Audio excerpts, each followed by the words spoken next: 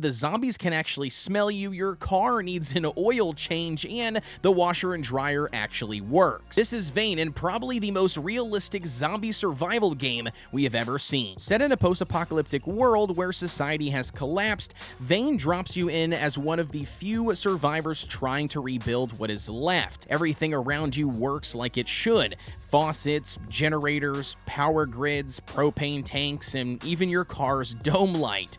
You're not just surviving, you're basically maintaining a life, a breathing world. Electricity and water are not infinite, they're part of an actual grid that you can shut down or restore. Vehicles need fuel, oil, and parts replaced in order to maintain and them continue running. And to top it off, if your teammate hasn't showered in a while, well, yeah, it'll now start attracting more zombies, and you definitely need to get them a bath. And that's immersion, baby, or I guess hygiene horror, depending on how you look at it. Where games like 7 Days to Die or DayZ focus on combat and crafting, Vane leans very heavy into the simulation. It's like Project Zomboid had the detail of a survival sim, but the perspective and world scale of Rust. Want to wash blood off of your clothes? You'll need detergent and running water. You want lights? You're gonna need to wire them up manually. No joke, you can even pop a DVD into a working TV and watch Night of the Living Dead while a horde scratches at your window. Yeah, this game literally lets you Netflix and not chill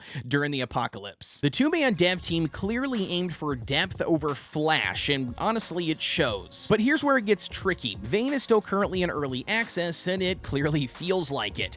Combat can be clunky at times, animations can feel stiff, the UI seems a bit wonky from time to time, and while the systems are definitely deep, they're not quite always fun. The zombies aren't much threat right now, which means that the tension fades faster than it should, and yeah, if you guys hate the tedious realism, well, Vane might just drive you nuts. Everything takes a few too many steps, from filling a bucket to cooking a meal. But I'll be honest here, I definitely would rather see the ambition that just needs some additional polish versus seeing the same old tried and true zombie survival game rehash. Despite the rough edges, Vane's already showing massive potential. Two developers building something that could redefine the survival genre. Players have already been calling it the true 3D Project Zomboid, and it's obviously easy to see why.